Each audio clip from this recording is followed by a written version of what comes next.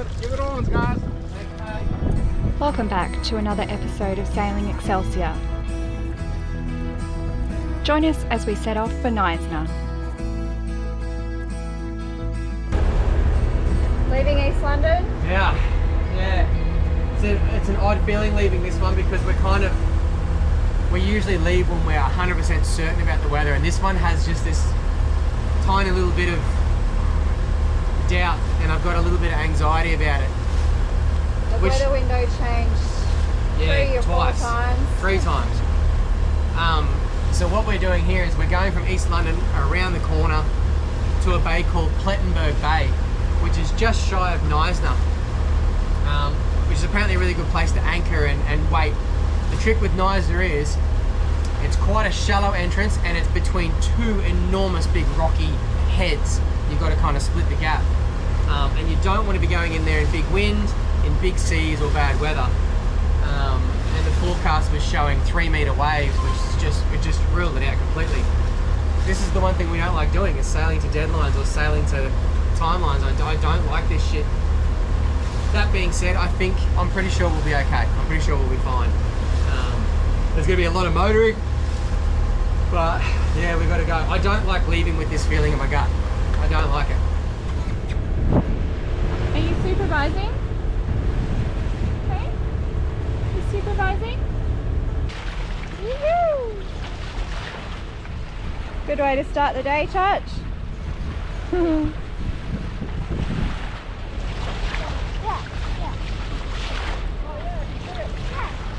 Good spotting, Church. Bloody eagle eyes for that one. Yeah. It's tiny. Yeah. Tiny little hammerhead. Dolphins, sharks, what a shark.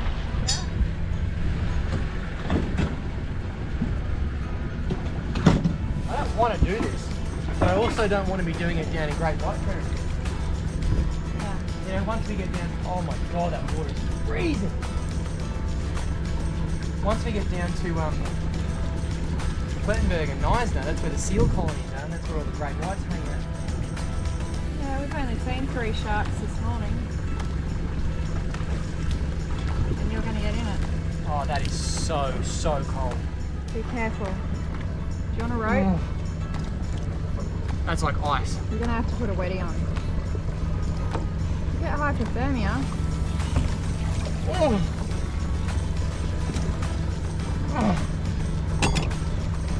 Oh, you have no idea how cold that is. Get a wetty on. No, I'm just gonna do it quick. Because your father's a crazy person.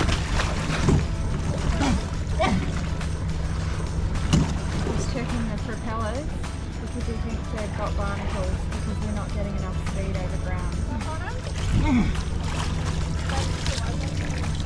What's it look like under there? All the still a bit shitty viz. I'm gonna do that side too, but I just don't want to swim between the hulls. I might just slide in from that. Oh, dude. All the inlets are blocked. The sail drives are really barnacled up. Oh, can't see through the goggles. It's fogging up. Oh, instantly.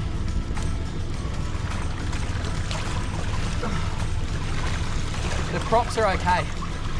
The props aren't too bad. Is our bottom dirty? Can't really see much. It looks clear, but it's not. It's really hazy, which is creeping me the fuck out. Please be careful.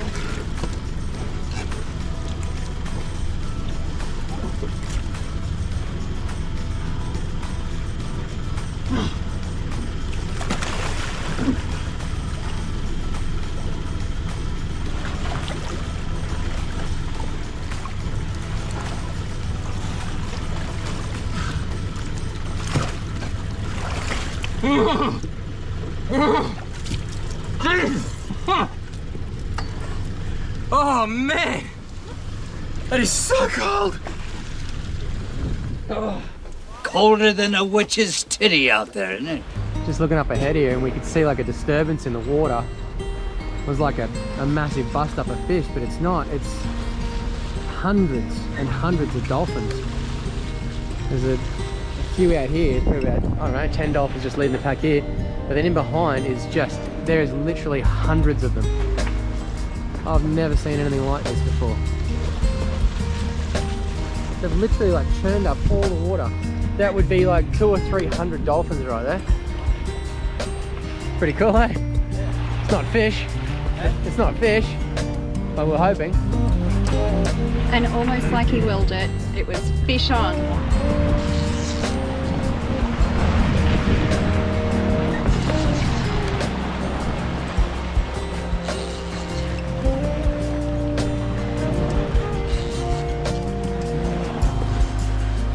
This is living. What do you reckon? A nice little skipjack for Chewy.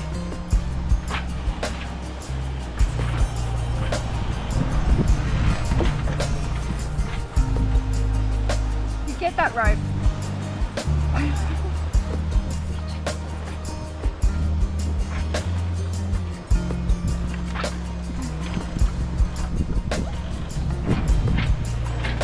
Too many ropes to choose from. Oh, you want the one on the GoPro now?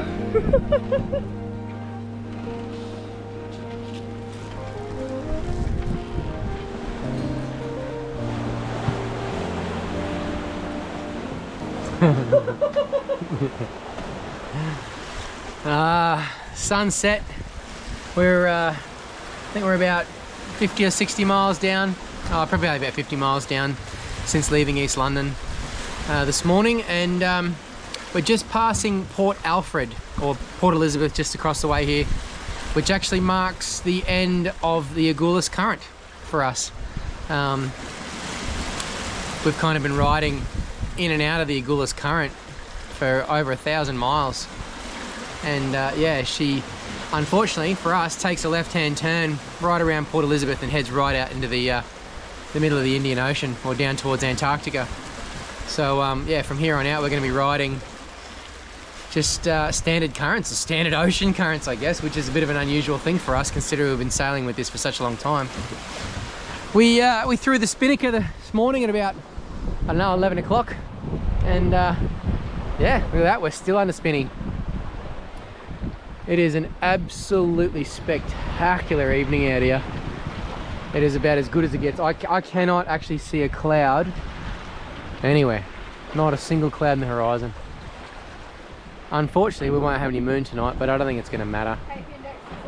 We're actually going to run the spinnaker into the night tonight, which is not something we typically do. We usually douse the spinnaker just after sunset and throw the head sail out. But the forecast for this evening is probably one of the best we've ever seen, I think. You know, sort of 10 to 15 knots until 3 o'clock tomorrow morning. The Cape Index, which I've spoken about before, is a measure of potential energy for thunderstorms and that. It's the lowest I think I've ever seen. There's no clouds, no storms, no rain, nothing forecast. Just a gentle breeze. So for tonight, we're actually going to leave the spinnaker up, and it'll probably, hopefully, stay up until about midnight or 2 o'clock in the morning, which is right about when I start my shift and Brody ends. So yeah, we've got about a day and a half to go. The plan was to pull into Plettenberg. I'll show you on the map. The plan was to pull into Plettenberg, where the seal colony is, and then what we were going to do is we're just going to hide there for the morning. So we get in Sunday morning, hide in here for a little bit, and then we're just going to nick around the corner here to Neisner, where you pass through the really, really narrow heads, as you can see there, and right up into the bay. And then the yacht club is actually way up in here. So at this stage, we may actually not end up stopping in Plettenberg, because today's been quite slow. We didn't get the current we thought we were going to get. So what that means for us is we'll probably actually end up sailing straight past Plettenberg, and hopefully the timing's right. You've got to cross the Neisner Bar about 2 hours before high tide. So hopefully we can just time it that we cruise on in, and we don't have to stall or slow down or anything. We can just cruise on straight through the heads and up into the anchorage. So we'll see how that goes. It's a perfect laid plan, but doesn't always go that way in sailing. Ain't that the truth? Unfortunately, we were caught out by a westerly caused by a cut-off low.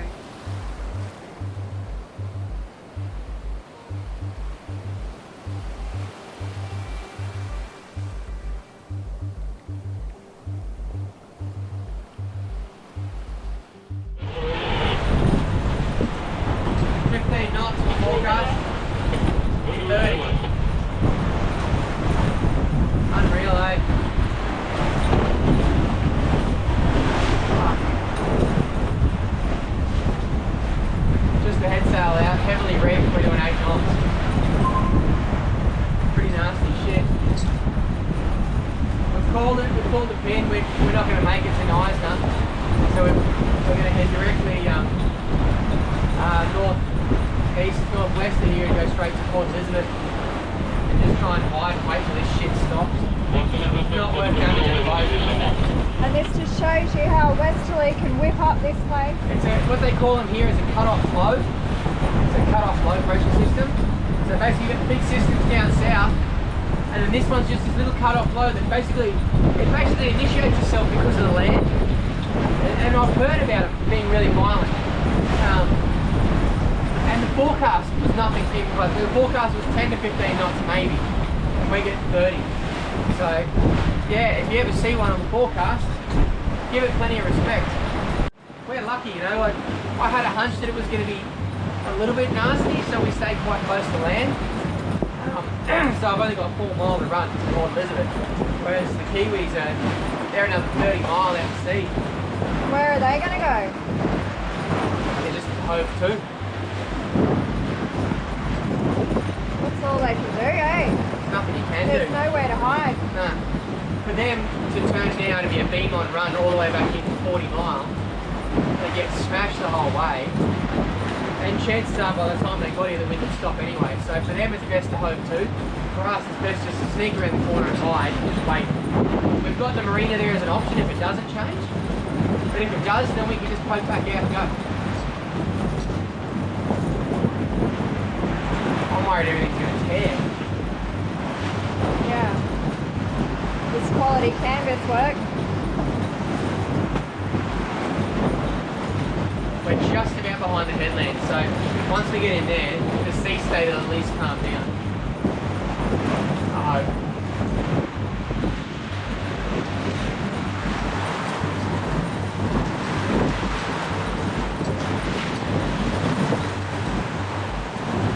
Yesterday was fantastic though, wasn't it? Yeah. You know, spinnaker sail from 11 AM yesterday morning until 5 o'clock this morning. That was some of the best sailing we've done in a very, very long time. To go from that to this is so In an hour. extreme. Instantly. So quickly. Like the ocean was like a lake this morning. Yeah.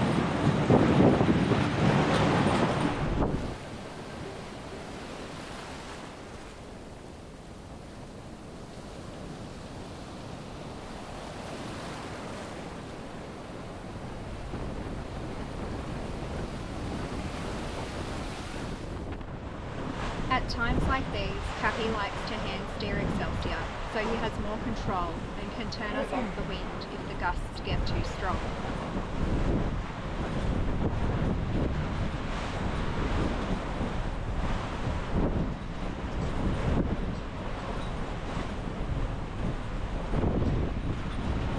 Everyone's like, oh, just wait for the wind to die down and go out at 6 o'clock this afternoon. We'll be here for a couple of days. So the forecast for this morning was for 10 to 15. And we're getting high 30s now, nearly 40 knots. The forecast for tomorrow is for 25 to 30. Oh. So there's, judging by what's just happened this morning, a forecast of 25 to 30 on this coastline could be 50, 60 knots. Yeah, no thanks. Yeah,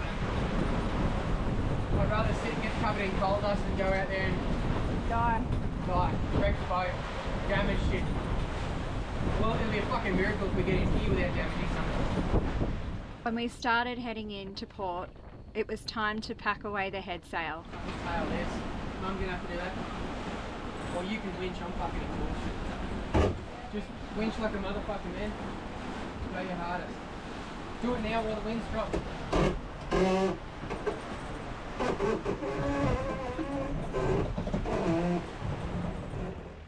And just to throw us a curveball, the starboard engine gave us some grief when the raw water pump wasn't priming. Fortunately, with a good jiggle and a bit of shouting, Brendan got it to work again.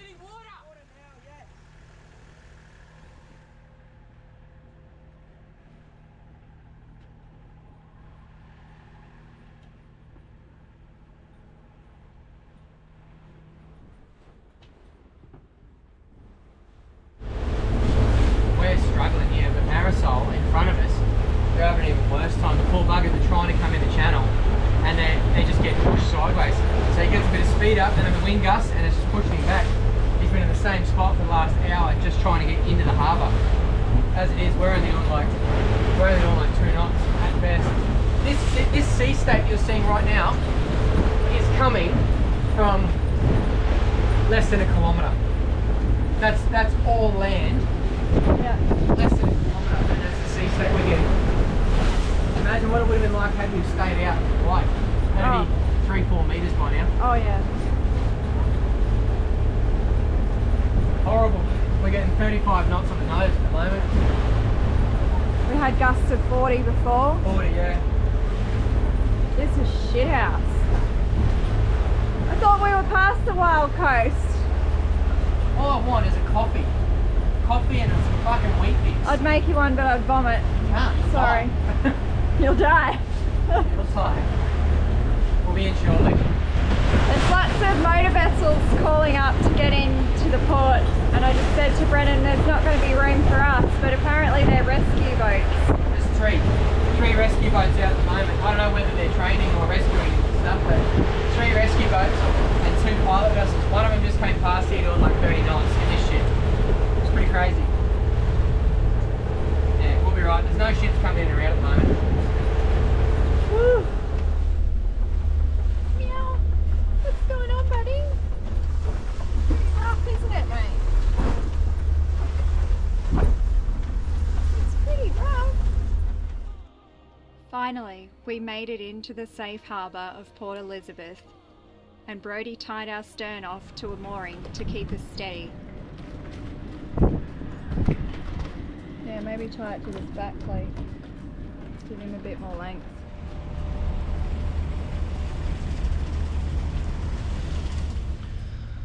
We've just woken up this morning in Port Elizabeth, and it's a rainy, sad old morning here. The wind, unfortunately, is still out of the west. Not very strong, but yeah, it's really quite tricky sitting here and knowing exactly when to leave, because the entrance into Neisner is, I guess, so tumultuous. And the coastline there is so harsh that if you leave here and get it wrong, you can actually wind up in a lot of trouble and, you know, see yourself, I guess, stuck with nowhere to go. So we're just looking at the forecast now, trying to work out whether we should leave today or tomorrow, and like what the swell's doing to cross the bar. Do we do it with a little bit of swell but a lot of wind, or do we do it with a lot of wind and no swell? And it's just so hard to I guess take the gamble for me, because if I get it wrong it could be catastrophic, and you know, you got your family on board, and not to mention you don't want to damage the boat, you don't want to put yourselves at risk, you don't want to make a stupid decision, you know. The unfortunate thing is, sitting here, they've got us against this concrete wall, and it's just our boat, there's a surge in here, so we're bashing against the wall, we're to and fro, and it's those little things sometimes that push you to leave and make a silly decision. So I don't know, we're just going to sit here again, I guess, for a little while longer and just try and weigh up all of our options and see what the forecast says. Some visitors arrived with gifts to brighten our spirits. Thank you so much. And I brought you some nice South African wine. Oh, stop it. I'm sure you've eaten You've eaten dry horse. Yeah. No, and this is something a South African Amarula. Amarula. It's great. Love it. Love it. familiar with that. And I've got a nice white wine in case you guys don't have a big glass. Holy jolly. Oh my goodness. Here we are. So that's You- that. Oh, yes. And then as Father Christmas, I brought 12 beers, and but one of them's for me. So I'm only actually giving you 11. That's amazing. Thank you so much, And this guys. is our South African beer that we love. Oh, yeah, Black Label. Yeah, Black Label's nice. And then there's another. It's too much. Wait until we eat that chicken tonight. Really? You're gonna say thank you. Thank you so much. So we just had a beautiful visit from Kerry and Garth here in Port Elizabeth, and they'd heard that we were having a bit of a down day, and